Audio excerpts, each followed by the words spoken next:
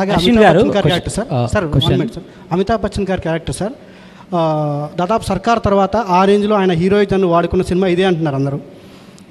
అయితే ఆ క్యారెక్టరేషన్ మీకు ఈ సినిమాలో ఒక స్థాయిలో ప్రభాస్ గారి కంటే కూడా ఎక్కువ అనిపిస్తుంది హీరోయిజం అమితాబ్ బచ్చన్ గారిది. అదే స్థాయిలో సెకండ్ పార్ట్లో కూడా ఉంటుందా?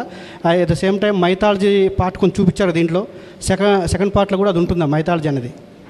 ఉంటుంది కదా సార్, ఇంకా ఇదే క్యారెక్టర్స్ కదా సెకండ్ పార్ట్కి వెళ్ళేవి, సో డెఫినెట్లీ కనెక్షన్ ఉంటుంది. అమితాబ్ బచ్చన్ గారి క్యారెక్టర్ ఎంతవరకు సెకండ్ పార్ట్లో ఉంటుంది?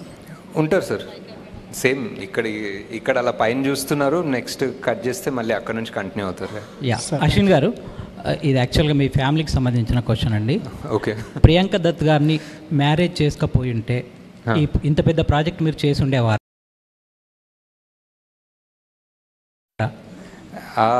Probably not sir. యాక్చువల్లీ ఇంత ఫస్ట్ గ్రేట్ఫుల్ సార్, అంటే ఫ్యామిలీ అయినప్పటికీ డైరెక్టరే, అండ్ ఆయన 50 years హిస్టరీలోనే కాదు, మేబీ తెలుగు సినిమాలో కూడా one of the most expensive films.